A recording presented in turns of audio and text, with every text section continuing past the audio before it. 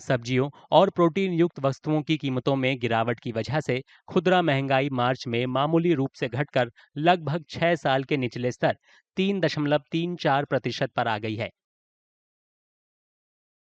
मार्च 2025 में उपभोक्ता मूल्य सूचकांक आधारित महंगाई दर अगस्त 2019 के बाद से सबसे कम है। तब ये 3.28% थी।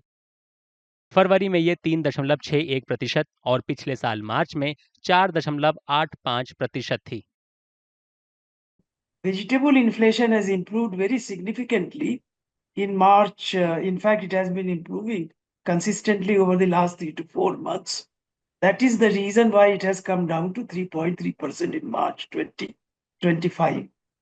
Now, this trend is likely to continue, at least in the sense that CPI inflation can be maintained at in the range of 3.5% to 4% for the next 6 months or more.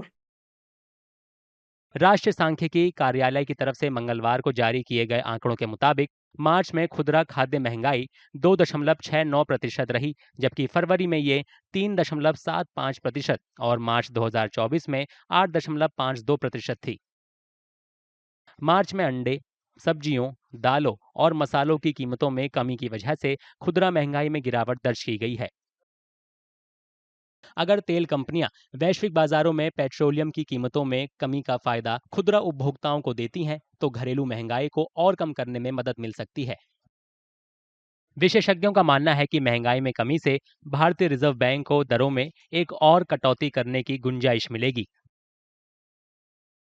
I think RBI made a good announcement. They reduced the rates recently, and I'm sure with the inflation coming down, it gives them a more elbow room to see if they can reduce the rates further, which and also increase the liquidity in the market.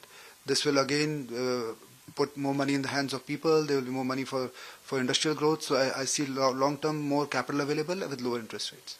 हो सकता है कि reserve bank आने वाली जून महीने की monetary policy meeting में further जो 0.25% जो रेपो रेट वो कम कर दे, जिससे कि बैंकों के लोन जो हैं और सस्ते होंगे।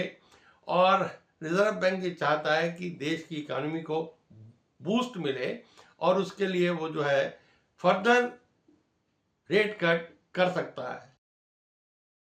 सरकारी आंकड़ों के अनुसार इस बीच सब्जियों, आलू और दूसरी खाद्य वस्तुओं की कीमतों में कमी की वजह से थोक महंगाई मार्च में घटकर 6 महीने के निचले स्तर 2.05% पर आ गई।